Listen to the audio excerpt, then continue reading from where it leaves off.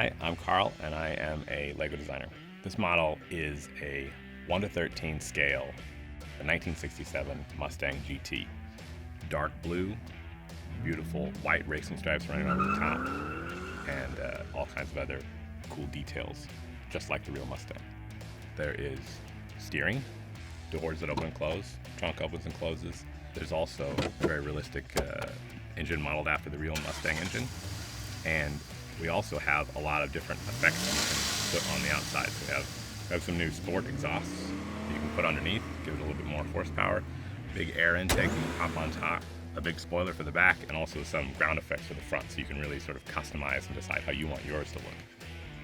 We chose the Mustang because this is a very iconic American car, and we thought it's a great way to get something that people have loved for decades into a LEGO form that you can have, build yourself, have it on your shelf, and just enjoy customizing, taking the different parts on and off, moving things around, and it's just something really cool and iconic that we haven't done yet. I should probably mention, I did not make this model.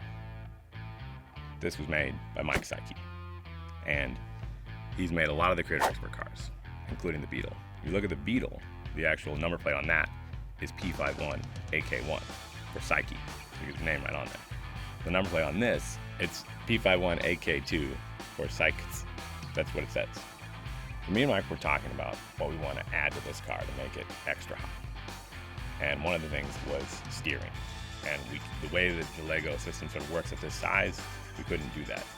So we realized we need to make a new element.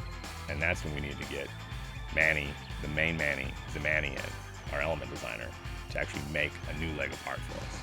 We wanted to create a steering function, and normally the wheels that we have don't provide enough space for the functionality. So we had to actually redesign the wheel completely so that has a bit more room for that specific function. At the same time, the look of the rim had to be very close to the source material, which was the Ford Mustang 67. That was a very exciting challenge. We started with the insert that goes on top of the very standard wheel that we already have in our assortment.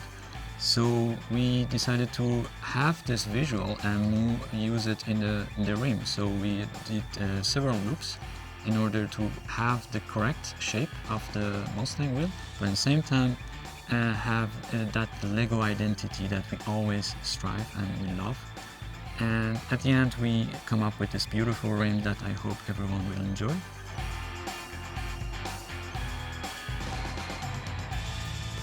One of the other really exciting parts about this set is we've come up with a solution to what we call the LEGO door problem, where whenever you make a big LEGO car, the door always has to have a bizarre gap behind it in order to fit close. On this one, if you look, there's actually basically no gap, and it's achieved by using sort of different bowed elements to where the part that touches the back is very, very thin. And we are so excited about it because it just creates that very beautiful subtle curve that the Mustang is famous for.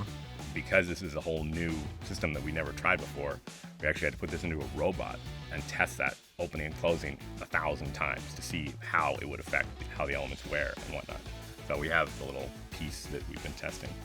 The Mustang is very similar in scale to the Aston Martin, the Mini, and the Beetle from Creator Expert. So if you have those, this will be pretty much the perfect addition to your car collection. In Creator Expert, we try to make it a whole nother level of detailed. So we want to get as close as possible to sort of making it look exactly like the thing we're building. A lot of what it is we base the scale of the car on the different wheel sizes that we produce at LEGO. And then we find the right wheelbase and then build the car around that. And actually with the Mustang, we started out at a different scale, a bit smaller scale. So like if you look at the front of it, there are 4 lights for the headlights sort of in a line across there. That's called the face lights. And to get that representation of the face of the car, you need to do it at a certain size to get all the little details in. We made a new wheel element for the car, but we didn't make it into a new size of wheel. So it's actually the same size as another existing wheel element. It's just now it has this nice space inside of it that we can build the function into.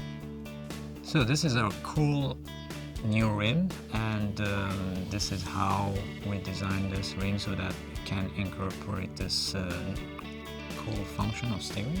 If we use the existing rim, then the whole thing would have been quite big and chunky, and we couldn't have this flush surface for the car. In the trunk, there's a nitrous tank, and that was actually our building instruction developer's idea. So Anders said, hey, let's put this nitrous tank in the back. And because it was his idea, we actually put his initials on the sticker that's on there.